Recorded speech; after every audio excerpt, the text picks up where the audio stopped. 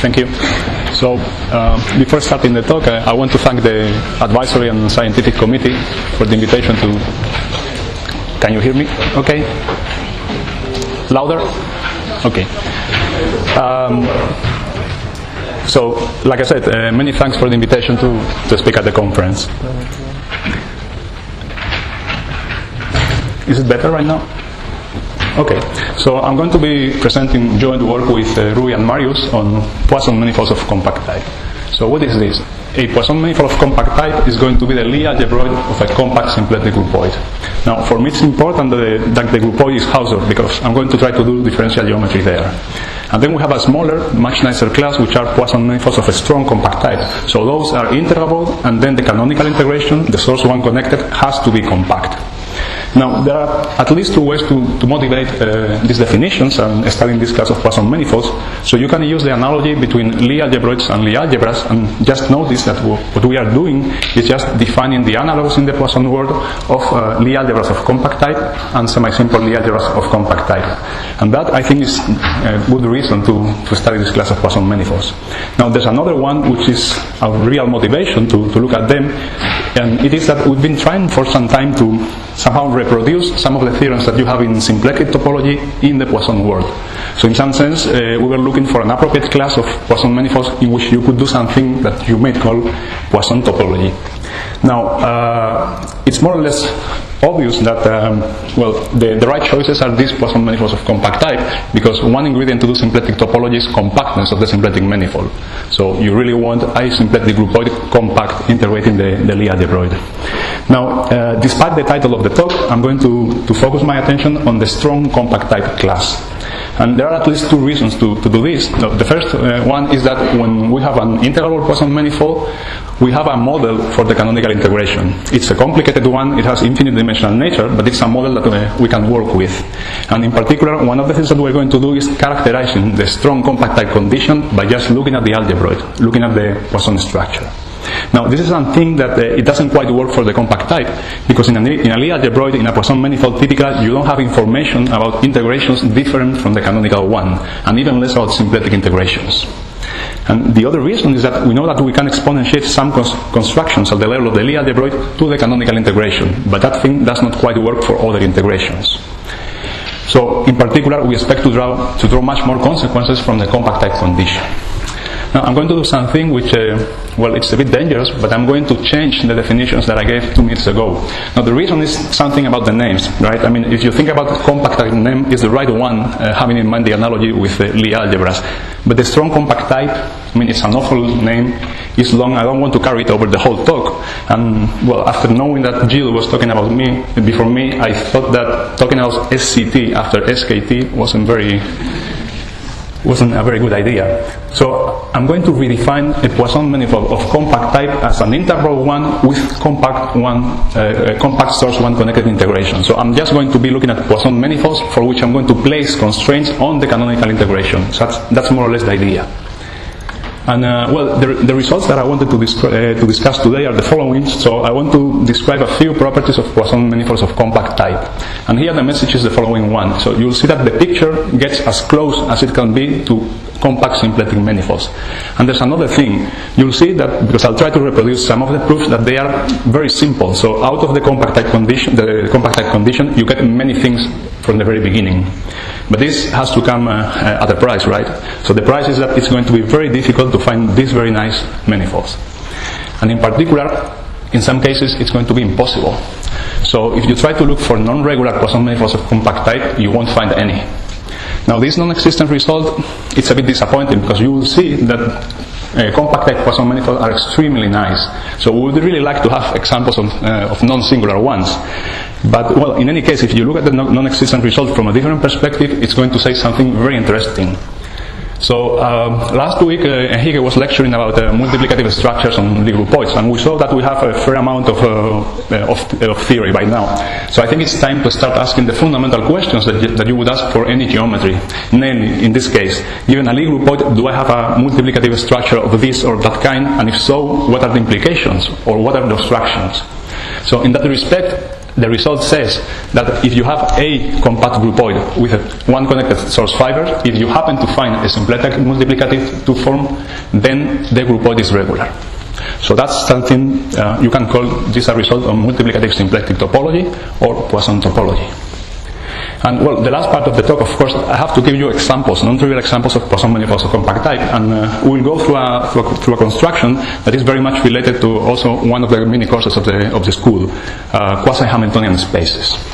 Now, one thing that may sound a bit strange during the talk is that you will see integral affine structures all around.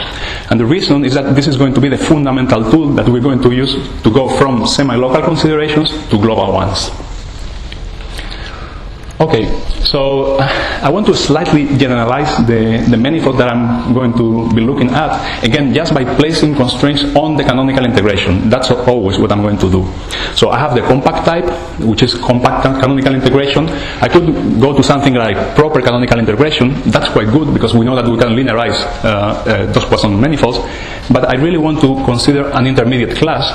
This is the Poisson manifolds whose integration whose canonical integration is source proper. So this means that the canonical integration has compact source fibers. That's the condition. And well, you can see right away that the only thing that you need to go from source proper to compact type is just adding the compactness of the manifold. That's the only thing. And also, well, in particular, you see that the compact type and source proper type, they have the same semi-local theory. And if you use the analogy that compact type corresponds to compact symplectic manifold, then source proper should correspond to symplectic manifold. And well, symplectic manifolds, I mean, they may not be compact, but they are interesting. So we don't want to throw away this class, the source proper one. Now here I have a few examples, one example for each of the classes that I define. So the first one is an example of a Poisson manifold of compact type. So this will be a trivial example. Now symplectic manifolds are Poisson, and if you run the definition, what you get is a compact symplectic manifold with finite fundamental group. Now, to go to source proper, what you can do is just cross the previous symplectic manifold with a Lie algebra semi-simple of compact type with a linear Poisson structure. Now you see very clearly that what you're losing is the compactness of the manifold.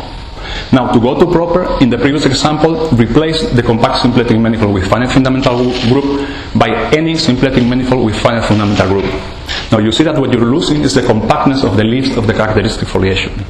Now this is our main reason not to consider the proper type, because if we're going to do some sort of Poisson topology, one thing we're expecting to have is semi-local normal forms. And if you want such a semi-local normal form, you're going to have compact leaves. That's something non-negotiable. Alright, so yes, another generalization, I forgot about that. So I want to have in the back of my mind Dirac structures, right? So for a Dirac structure, integral of 1, I can define the same classes: compact type, compact canonical integration, source proper, and proper. So in the previous examples, you can replace the symplectic form by any closed to form, and you will have Dirac examples. Now, the talk is going to be about Poisson manifolds, but at some point what I'm going to do is just tell you what are the results in the Dirac case and what are the modifications one would need to do, if any. Okay, so these are the first property. I'm going to start with a source proper Poisson manifold. Again, integrable, and the canonical integration has compact fibers. Now, you see right away that the isotropic groups are going to be compact, that the leaves are going to be compact and also with finite fundamental group. This is something extremely strong. It's very rare to find. And then the leaf space is going to be nice enough. It's going to be Hausdorff. And well, I mean, this follows right away by just looking at the principal bundle that you have, the structure of principal bundle that you have on any source fiber. Just using the target map and with structural group, the isotropic group. And use that the source fiber, the total space of the fiber bundle is compact and one connected. You get things right away. Now, one important observation here is that the Poisson manifold, if it's regular, then, well, we have a regular foliation with compact leaves and finite fundamental group on each leaf. So that implies that the leaf space is going to admit a structure of an orbifold. Now, part of the goal of the talk is proving that this is going to be true for any source proper Poisson manifold. So no matter whether it's regular or not, the leaf space is going to be an orbifold. Okay, so I want to discuss now a few properties that have to do with the Poisson cohomology. So again, assumption, the Poisson manifold is going to be source proper. what we can do is simply identify the complex computing Poisson cohomology with the right invariant fiber-wise differential forms on the groupoid. Now here the advantage is that the source fibers are compact, so we're going to be able to compute this cohomology very easily. So the only thing that we need to do is replace each source fiber by its total cohomology and then take sections of this vector bundle. Not all sections will do, we just have to take those which are invariant by the action of the Lie groupoid. Now this description, of course, I mean this is an infinite dimensional vector space, but it has finite dimensional nature, so it's quite good in some sense. And also from the description, you get immediate consequences. So the source fiber is one connected, there is no DRAM cohomology in degree 1, so in particular the first cohomology group, the first Poisson cohomology group vanishes. Well, this first Poisson cohomology group contains many important geometric classes. So in particular, you get unimodular Poisson manifolds, and you also get that all Poisson actions in these manifolds are going to be Hamiltonian. Now here is a more interesting property. So let's assume that the manifold is orientable, and then we're going to have a Poincare duality pairing. So the only thing that we need to do is use the groupoid all the time. So we have a couple of cochains and multi-vector fields. We identify them with the fiber-wise differential forms. Now the hypothesis on the orientability of N means that we can orient each source fiber in a coherent manner. So what we can do is cap the differential forms, integrate against the orientation class, and then we get the function. And the invariance property of the differential forms implies that the function is a Casimir. So we get the pairing with values in Casimirs. Now, if the manifold is compact, if it's of compact type, that is the base is compact, what we want to do is somehow integrate over the base to get a pairing with values in the real numbers. Now that's something that we know we can do at the level of the Lie algebroid. I mean, what we can choose is a Hamiltonian invariant volume form and use a well-known formula for the pairing. Now, if you compare the pairing at the level of the algebroid and the pairing at the level of the groupoid, they are the same, up to a constant. And in particular, you can easily check that the Poincare duality pairing is non-degenerate, which is an important property. You also get identifications between Poisson cohomology group of complementary degrees. And here, what you have is this very cute property that Rui and Marius proved some time ago, which is that in the compact type case, if you look at the class of the Poisson bivector, it's non-vanishing. So if you look at this list of properties, I mean, they really look like what you would find in a compact symplectic manifold. They're really similar. This Poincare duality pairing, does it have a simple interpretation with multivector, in terms of multivector fields? Yes. Is the one that I gave below. So it's the infinitesimal description. You take the two multivector fields, wedge them, give you one of top degree, then contract with the volume form, give you a function, and integrate it using that volume form. I mean, the nice thing is that thing you can do it at the level of the groupoid. Okay, so now I want to move into semi-local normal forms, and for that I need to recall a few things about, I think, the most impressive work of Sun on linearization. So, again, the standing assumption is that we have a source proper Poisson manifold. Here we have a point. Here we have the leaf through the point. Then we're going to take a slice. Now, in that slice, we have an induced Poisson structure. And, well, this Poisson structure is integrated by a groupoid which lives inside the canonical integration. It's just taking the arrows that start at N and T. And Sun's result says that this symplectic integration is the cotangent bundle of the isotropy group. So in particular, this transverse Poisson structure is the linear one. But then he goes further and he shows that if you pick the collections of source fiber over the points of T, then what you have is an action of the group G. So you can see it very nicely, because if you pick an element of G, you can identify it with a bisection on that groupoid, and then that bisection, which is Lagrangian, is going to act on S-1 of T. No, that action is Hamiltonian with the momentum map, the source map. And well, I mean, out of this description, you get two easy corollaries. The first one is that the Poisson structure on the saturation of T is going to be the Poisson reduced space of your Hamiltonian space. Now, the second consequence, it's going to be very important for our purposes, is that the groupoid on that saturated open set admits a very simple description. So the only thing that you need to do is you take the G Hamiltonian space, cross it with its opposite, and make Hamiltonian reduction at 0. And there you have the description. Now, these two little corollaries, they have important consequences. So the first one is basically the semi-local normal form, right? So we know that the Poisson structure is a reduced space of a Hamiltonian space. Let's use the normal form for a G Hamiltonian space. So if you use it, Well, this local normal form tells you that to know the structure of the G Hamiltonian space in S-1 of t, you only need two pieces of information. So you need to know the structure of S-1 of x as a principal fiber bundle, and you need to know the symplectic form on the leaf, and out of it there's a process to get the normal form, and in particular the normal form for the reduced space. And well, what you see here is also the same semi-local normal form that you see in the work of Marius and John Marcoux on rigidity.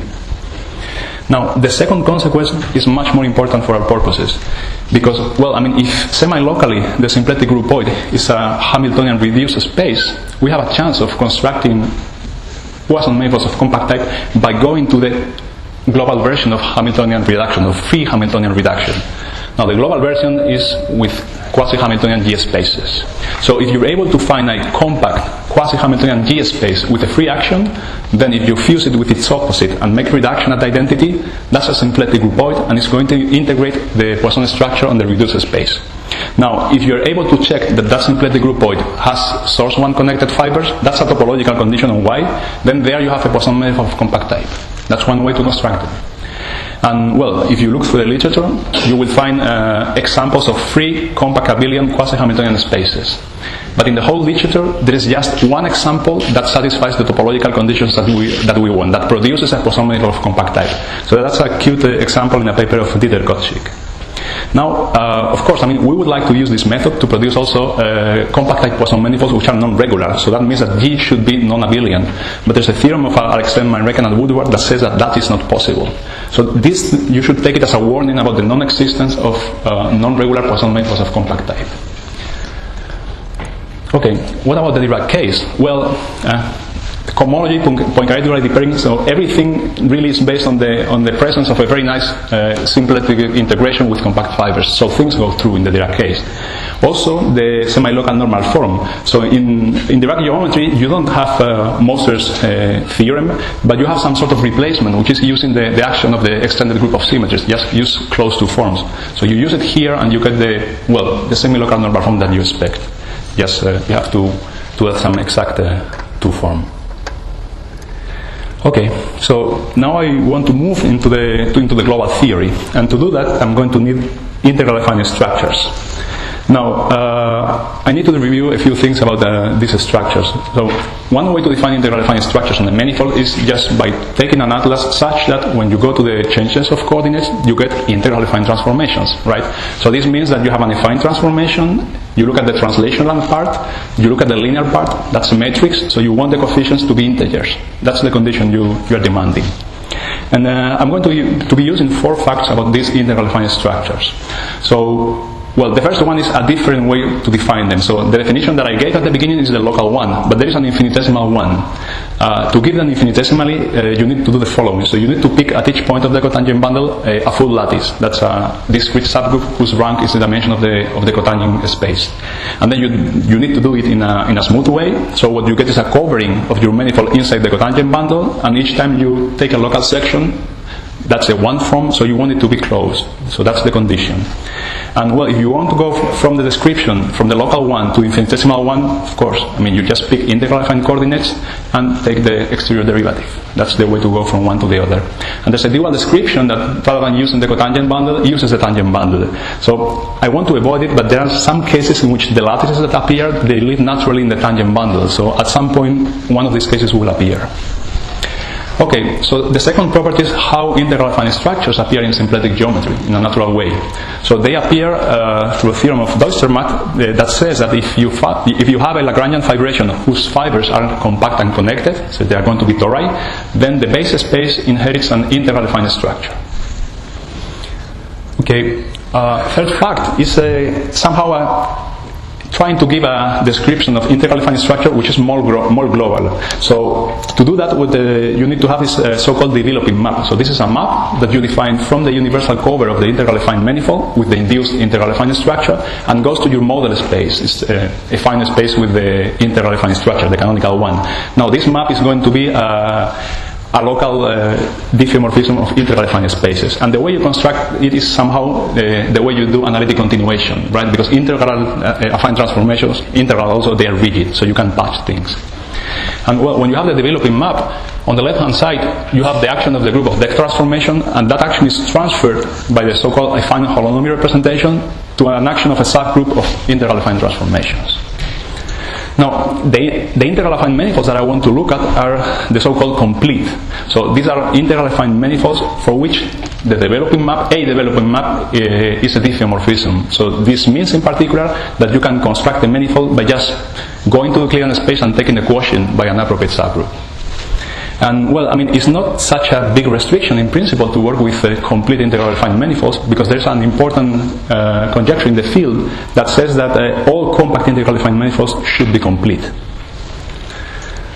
So here I put a couple of examples of integral affine structures.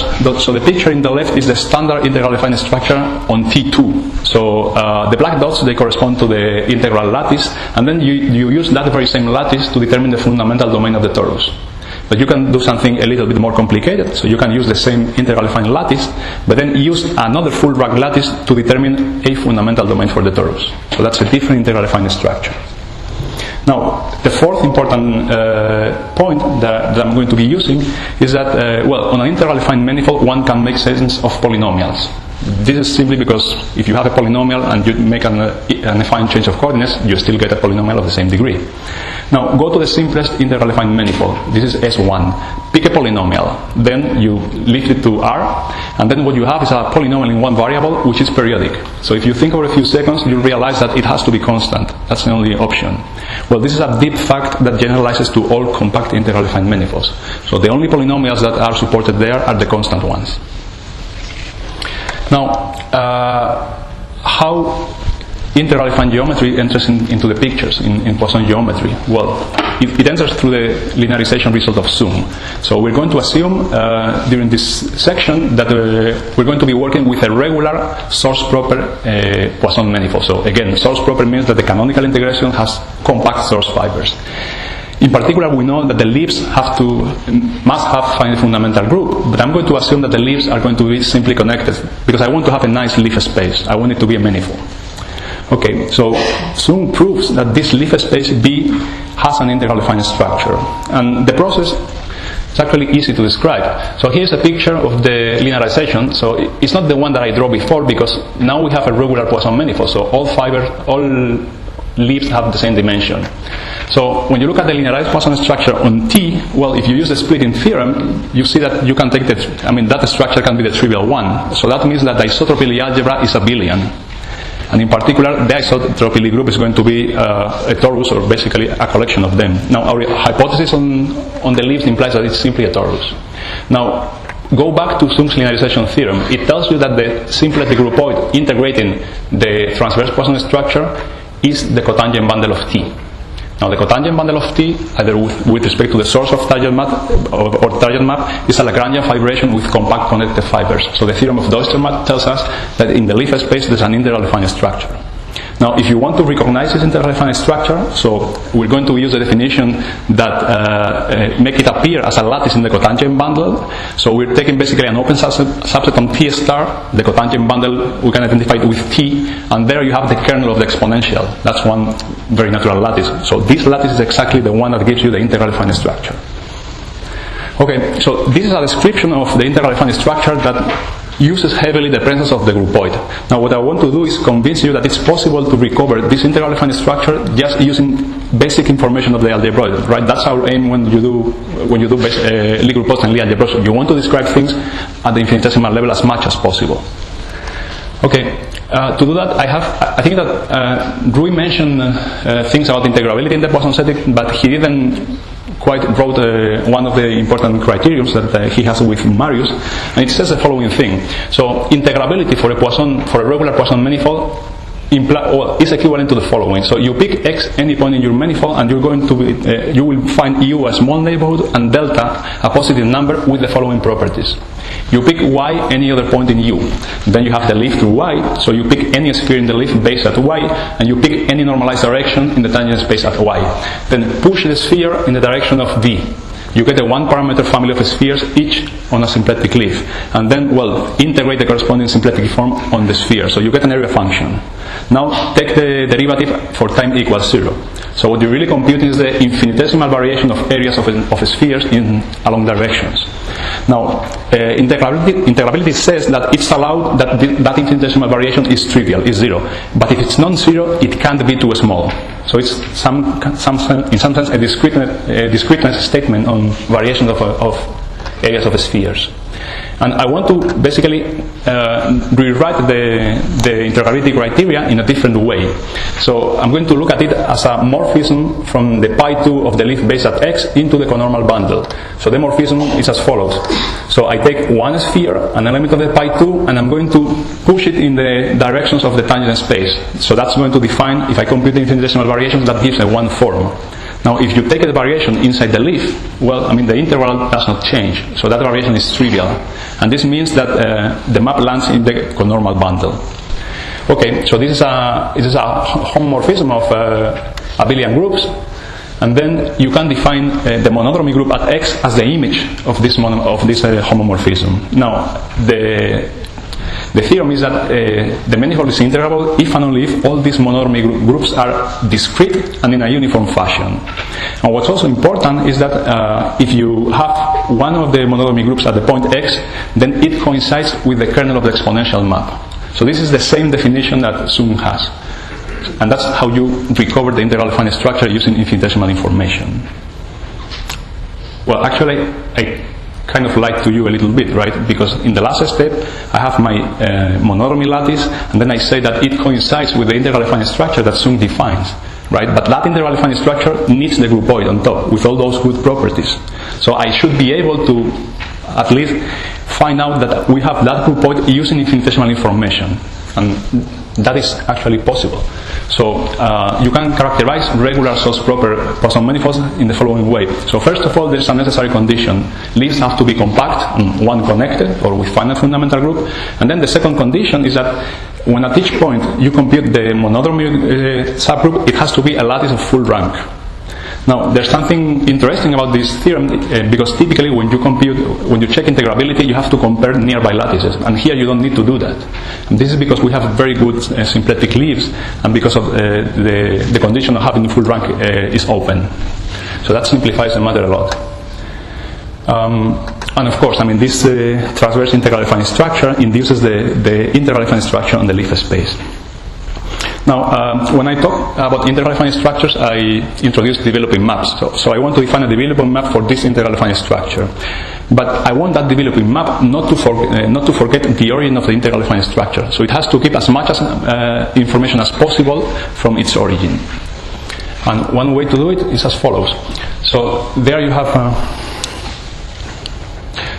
your Poisson manifold over the base, then you go to the universal covering space and you pull back the Poisson structure. So then what you have is a nice vibration. Well, now replace each of the symplectic leaves by its second cohomology group, and then you have a vector bundle. Now in that vector bundle you have two additional pieces of data. So the first one is a flat connection that we know we have, and the second one is a section coming from the Poisson structure. So what I'm going to do is define a map D by first taking the section and then projecting using the flat connection. So what I claim is that this map that goes from the universal covering space with its induced integral defined structure to H2, which the integral defined structure given by the integral cohomology, is an embedding of integral defined manifolds.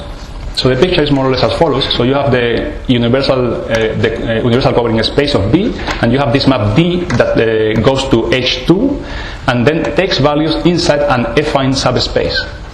And this affine subspace is special because when you look at the vector space of direction, it has to be integral. Okay, so why is that? Well, if you think about what I'm saying, what I'm really doing is using Deutschmark theorem about how cohomology classes of reduced spaces change. They change linearly if you put the right coordinates, right? So this is the global version of that theorem, if you wish. Now, I want to construct a developing map, so I still need a defined holonomy representation. And, well, that defined holonomy representation comes from a representation that I have on the whole H2. So, is simply because I have a fibration with compact fibers and connected compact fibers. So in that case, you always have a representation of the pi 1 in the mapping class group, and that representation induces 1 in the automorphism of the cohomology. So that's the one that restricts to W to the fine holonomial representation. And well, there's something special about this W, there's something more. So in the H2, because you are working with a symplectic manifold, you have a volume function, right, given by just taking cap of you cap to the top power and then you integrate.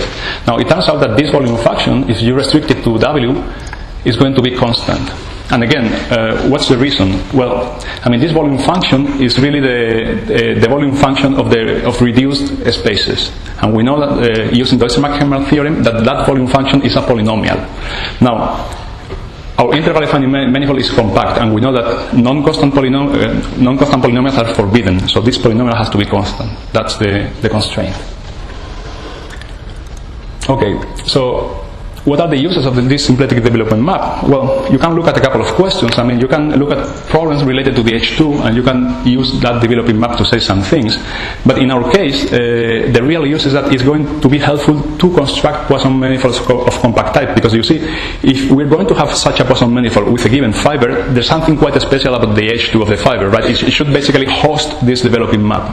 So when we want to construct such examples, we have to basically make all these abstractions vanish in some sense. Okay, so I assume that I had a very nice source-proper Poisson manifold whose leaves were simply connected. Now, that's an assumption that can be easily removed. The only difference is rather than getting a base space, which is an integral affine manifold, you will get an integral affine orbifold. Now, the orbifold structure is quite nice because it's a global quotient. And, well, there's one piece of data that we couldn't quite generalize to the orbifold setting, which is that the volume polynomial has to be constant. So, in principle, we don't know whether that's true or not. Anyway, so about the Dirac case, well, some of the previous discussion extends. Everything that has to do with the developing map, and well, you cannot quite say things about whether the volume is constant or not. Sorry, whether the volume is zero or not. So now I want to discuss non-regular source-proper Poisson manifolds. So the linearization theorem of Zoom says that the leaf spaces of these manifolds are rather nice. So they are integral affine manifolds with polyhedral boundary. Now, what's the meaning of that? So go again to the linearization result. Tells you that the transverse Poisson structure is the linear one, and when you compute the leaf space, well, this is well known. It's G star mod G. You can pick maximal torus, and you can identify the leaf space with the dual of the Lie algebra of T modulo the action of the Weyl group. So in principle, this will give you a Weyl chamber, perhaps with an additional action coming from the connected components of your Lie group. And in this space, you also have an integral affine lattice which comes from Lie theory. It's basically again taking the kernel of the exponential. Now, this is defined in terms of Lie theory, but when you go to the regular part of your Poisson manifold, it does coincide with the definition that we gave before. So that's a perfectly nice integral affine structure. And there's another thing that this non-regular proper Poisson manifolds carry, which is a volume polynomial. So this volume polynomial is not everywhere defined, so you have to be to the part of the Poisson manifold where you have a fibration, so that's a dense open subset. But you can check using the local models that this polynomial is going to converge to zero when you move towards the boundary. Now, we have these two properties. So we have the base space is, well, some kind of integral affine manifold but with boundary, and then we have a polynomial which is clearly non-constant. So one could try to use the previous ideas, the theorem of Goldman and Hersh, and say, well, we have an integral affine structure on something which is compact, which we have a non-trivial polynomial, there's a contradiction, right? That would rule out the existence of non-regular Poisson manifolds of compact type. The only problem here is that this integral affine structure lives in something which is quite nasty. So I don't know particularly how to work with manifolds with boundary. So what we're going to do is promote this integral affine structure in a manifold with boundary to an orbifold integral affine structure. And well, the way to do it is as follows. So here I have the dual of the Lie algebra with the linear structure. So I just draw the case of SU2 or SO3, so you have the concentric spheres, and then the Lie space is T star modulo the action of the Weyl group. It's just a segment. So what we want to do is just put an integral an orbifold structure in this Lie space, and that's kind of obvious, right? So we only have to forget about the action of the Weyl group. So we have to go to T star and remember that there is the Weyl group over there. But again, remember that my Lie space came from a Poisson structure. So I would like this Lie space to have the same origin. And there's a well-known way to do that. So you only have to consider G mod T, the regular quadruped orbit, and just multiply it by T star. And there you have a canonical projection map. Now, there's another thing that you can do, which is pull back the Poisson structure and you get a Dirac structure. Now there's something nice about this Dirac structure. I mean, you can be quite explicit about the formula.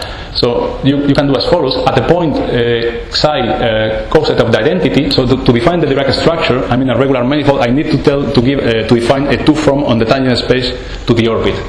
So the 2 form uses just the formula of the Kirillov-Constance-Suryo symplectic form. It's the same formula, right? But it's only defined at points coset of T psi. So what I do is simply I push it using the action of G. And that is the definition of the description of the Dirac structure. Now there's something nice about this structure, because you see each point of T star is parameterized in the second cohomology group of the regular orbit. So what you have is on top of T a regular quadruped orbit with a 2 form which has the right cohomology class. And this is actually a very nice family, because in some sense it's kind of linear. So it's a quite nice thing. Okay, so this would be the way of putting an orbifold structure using a chart. Now I want to carry this over to groupoids, and to do that I have to try to give this description using as little local as little data based on local coordinates as possible. So I have to be able to describe how to go from the picture on the left to the picture on the right, not using information given by the coordinates. And you can do it as follows. So the first thing that you have to do is factor the map by the action of the Lie group. Now what you have in the middle, so this is still a regular Dirac structure. It has the same Lie space that had your original Poisson structure. And well, there's an easy way to describe how you go from this Dirac structure to that one, which does not use coordinates. So you see, the only thing that you need to do is basically remove the action of the Weyl group. But the Weyl group in here enters as the fundamental group.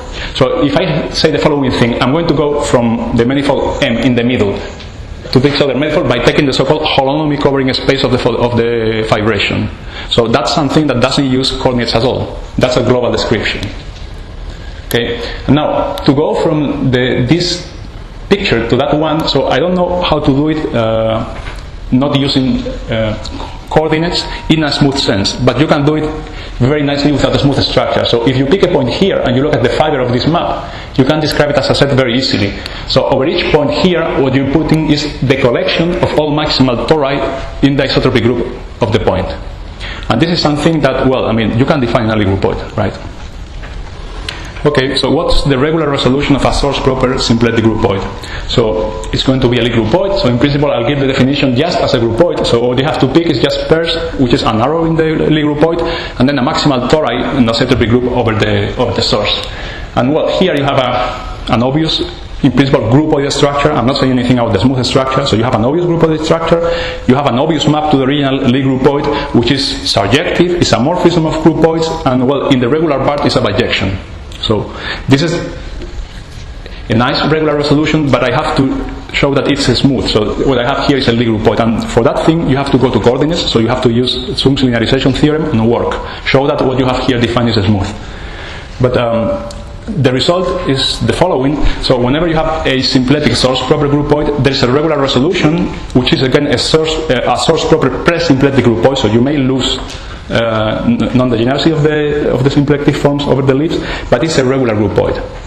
And well, here you have some obvious properties, but the important one is this point here in the bottom. So this map R, at the level of Lie spaces, it induces a homeomorphism. So you may be adding in the resolution new points, but these points are also swapped by the same orbit that you have below. And well, this gives you the following corollary. So if you have a source proper Poisson manifold, then the leaf space admits an orbifold integral affine structure. And well, the only thing that you need to do is use the resolution and see that the resolution is regular, and there you have an orbifold integral affine structure. So that's the one that you need to put below. Okay, how do we go from here to the non-existence of non-regular Poisson manifolds of compact type? So we do as follows. We assume that we start with a Poisson manifold of compact type which is singular, and then we perform the resolution. So what we get is a regular Dirac manifold of compact type, which has a very nice leaf space with an integral affine structure.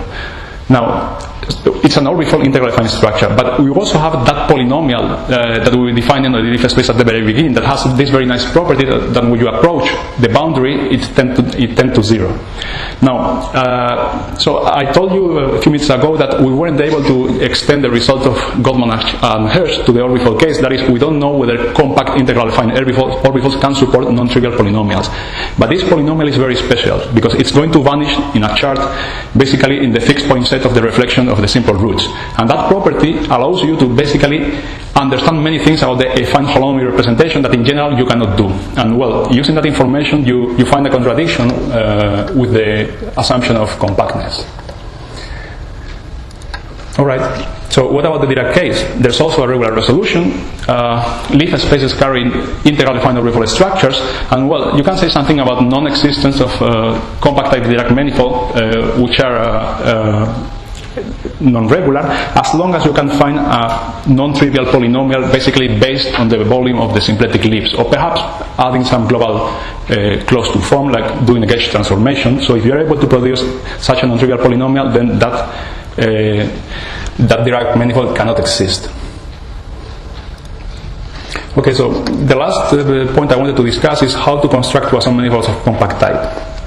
So I mentioned at the beginning that there was a relation between regular, they have to be regular, right, because we showed that the non-regular ones cannot exist. So there was a relation between regular Poisson manifolds of compact type and quasi-Hamiltonian abelian spaces, but then there was something that you have to add that had to do with the pi 1 of the Hamiltonian space. So the precise condition is the following one. So if you have such a free quasi-Hamiltonian abelian space, then the reduced Poisson space is of compact type as long as the pi 1 of x is the pi 1 of the torus. And then the leaf space that you get is the standard integral affine structure on the torus. Now, I also told you that we found one example in the literature. So it's of a quasi-Hamiltonian T1 space with a free action, whose symplectic fiber is the four manifold which underlies a K3 surface. Now, it's very funny because I mean this is a very cute short paper. And if you open it with the browser and you search for the word Poisson, you get 0 returns. But it's about Poisson geometry, actually. So we can improve Cauchy's construction a little bit. So we can produce Poisson manifold of compact type with the same fiber, just the four manifold underlying the K3, but with a slightly more complicated leaf spaces. So they are going to be two-dimensional torus, and well, we can realize basically rational lattices. And well, the construction goes more or less as follows. So we're going to assume that we want to construct a complete Poisson manifold of compact type, and we're going to sort of to see whether we can do it with a given fiber f. Now, remember that if we had such a Poisson manifold of compact type, we had a developing magnet that landed in the H2 of the fiber.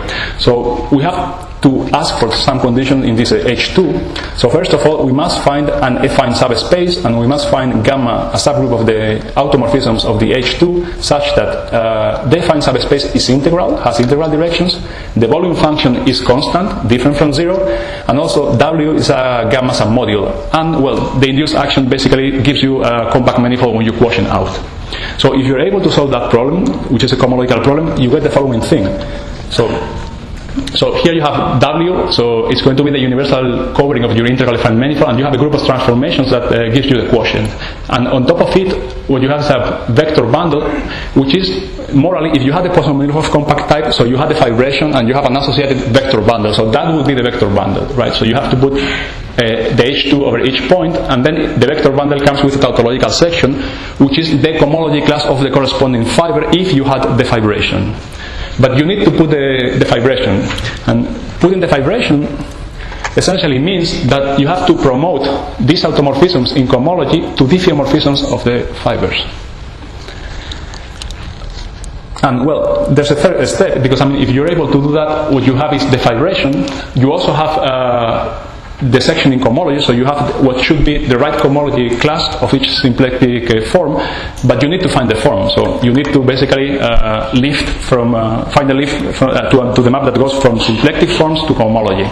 So there are a few very non-trivial lifting problems here to find Poisson manifolds of compact types. So I want to show you one solution to the cohomological problem. So of course, I mean, we're going to work with four manifolds with simply connected one, because we know that we can control the whole cohomology by just looking at H2 with intersection pairing. Now, a few consequences that you get about the H2 of F just by seeing at the conditions that you must have is that, well, if the volume over some non-trivially defined subspace has to be constant, there are many intersection forms that cannot be realized, essentially the definite ones. Now, you are left with the indefinite ones, and there you have this hyperbolic intersection form. So this is the intersection form of S2 cross S2. And, well, what you can show is that if you take 3 copies of this intersection form, inside you can find affine 2 planes, depending on a parameter, and you can also find subgroups of the group of automorphisms such that this affine plane is integral affine, such that the action of gamma preserves W and is free, properly discontinuous, and co-compact. And well, there are many possibilities for this subgroup gamma, so you can realize essentially many linear holonomies. And well, if you are able to do this for 3H, you can add summands in your intersection form, and there is an obvious way to lift the result from 3H to 3H plus L tilde. So this solves the cohomological problem, but then you have to basically construct the fibration, and this is something extremely complicated, because what you're looking at is a solution of the Nielsen realization problem. So there is a map from diffeomorphisms to the mapping class group to automorphisms of the H2 with intersection form, and you want to find a lift, so a map from here to here over your subgroup gamma. Now, there are some very nice results in form manifold theory that tell you that it's possible under some conditions to basically lift generators. So you can realize automorphisms of the cohomology ring by diffeomorphisms. But the real complication is that, well, you may find lifts for generators, but how on earth you make sure that you are also lifting the relations, right? That's the difficult part, the very difficult part. Now, in general, one doesn't have any chance of doing that unless one puts some extra geometric structure that basically makes the choices for you and brings the necessary rigidity. And well, I mean, that structure, it better be encoded in a very efficient manner in the H2, because that's where we have freedom to work. Well, I mean, the answer is, well, the only one that can be. So you have to work with the form manifold that underlies a case 3 surface, because we know that thanks to the work of many people, including Edouard Loyen, which I don't know whether it's here. So the complex structure of a K3 and also the Keller geometry of the K3 can be read out of the intersection form. Now, the intersection form of the K3 is 3H. That's why I was solving the problem for that lattice, plus something else. And well, having solved the cohomological problem, what we have is the following. So we have the universal cover of the integral affine space. We have here deck transformations in the base, and we have this trivial bundle. And again, we have to find lifts for these automorphisms in cohomology to a diffeomorphism. Now, you do as follows. So the first thing you do is you pick over each point B just a couple of vectors in H2 such that they span a plane which is positive with respect to the intersection form. That automatically puts for you a complex structure on the fiber. So that gives you a K3, a complex surface. And you have to do it in an equivalent fashion, right? So what you expect to get is, well, some lift to gamma, which is an automorphism of the complex surface, essentially. Now, this is possible as long as the point B is a Keller class with respect to the complex structure. And well, there's a necessary condition that you have to check before, which is that if you take the 3 space spanned by B and by these 2 planes, it has to be positive with respect to the intersection form. Now, if you try to find such 3 spaces in an equivariant manner, it turns out that the possibilities for gamma, well, basically drop down a lot. So before, in the cohomological problems, we had lots of freedom to choose gamma, but well, now we're basically left with subgroups generated by translation. So we can only realize tori. And well, I told you that the fact that this 3 plane has to be positive is a necessary condition. It's not sufficient, and here there's something difficult that one has to check. So essentially, you have to make sure that your tree plane does not hit a countable family of codimension 3 submanifolds. So you have to basically put your plane W without intersecting any of these codimension 3 manifolds, and you have to do it in an equivalent fashion. Now, well, turns out that you can find a solution to that. I mean, you have to do computations, and we don't quite understand why we can't find a solution. So we don't have an explanation. But well, that gives you essentially the fibration that you wanted. And the last thing is that you have to promote your cohomology class to a symplectic form. But that comes out easily out of the geometry. Because, I mean, this tree plane basically has an associated hypercolor metric, and what you can do is just take the harmonic representative of the form B. And that's a symplectic form for reasons that have to do with the Ricci curvature of the metric. And that's basically how you construct the Poisson manifold of compact type. So it's not trivial. You have to do something. So I wanted to make some final remarks. So the first one is that, well, I mean, we would like to realize more integrally fine leaf spaces, but so far we haven't been able. Now we have some modifications, so we can take products which basically doesn't do much to the leaf space because it's a product, and we can modify fibers a little bit. I mean, we can blow up sections, we can replace K-fifth by Hilbert schemes and things like that. But again, the integrally fine space doesn't change much. And well, we also tried to construct Poisson manifolds of compact type whose leaf space is not a manifold, it's an orbifold. And we did find in our example some finite groups of automorphisms, but they happen to have fixed points. So that we couldn't do. So another remark is about that regular resolution that I mentioned before. Well, it turns out that this is a very interesting construction, and it should lead to, we think, to important results. So first of all, I did it for source-proper symplectic groupoids, but you can do it for proper presymplectic groupoids. So any proper symplectic groupoid has a regular resolution. You have some sort of generalization to proper groupoid without presymplectic structures. Now, but what you get is a partial resolution. So basically what you have to do in the resolution that I showed you, we were using maximal tori inside isotropic groups. So you have to replace maximal tori by the connected component of the isotropic group of the principal part. And this partial resolution is quite nice because it's minimal, it's an invariant of the Morita equivalent class, it's also a resolution in the sense of Laurent-Guingou. I mean, it has many nice properties. So you can also do things that you do for group actions. So for group actions, you can basically blow up things to get an action with orbits of the same dimension. So you can also do it for groupoids, for proper groupoids. The only thing is that for our purposes, that's not very useful because in the previous partial resolution, you don't change the leaf space. That's the important part. When you do blow up, you basically complicate the leaf space. You can't keep track of that.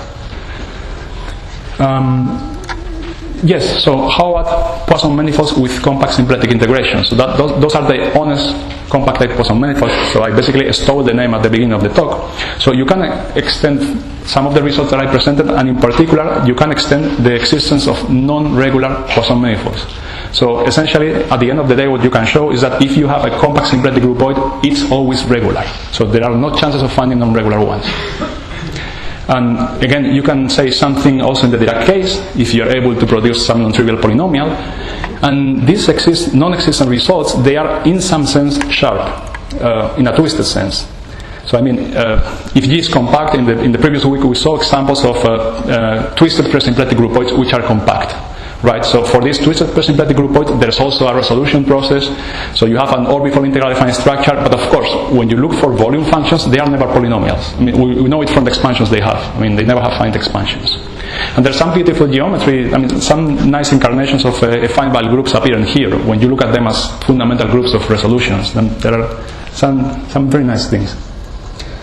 Now, so I wanted to make a final remark. So you saw that during the whole talk, I was using all the time integral fine structures, and I basically borrowed lots of the work of Hans Loistermatt. Now, in particular, one of the results that we were using, so in the language of this conference, so we were basically saying that a global, a source-proper, source-connected symplectic groupoid integrating the zero Poisson structure induces an integral fine structure on the leaf space. So that's the result of Loistermatt, or part of the result. So I think it's that, I mean, after having used so much his work, it's quite fortunate that we can provide a slight generalization, namely that anytime you have a source-proper symplectic groupoid, the integral the leaf space always has an orbifold integral fine structure. Okay, so thank you for your attention.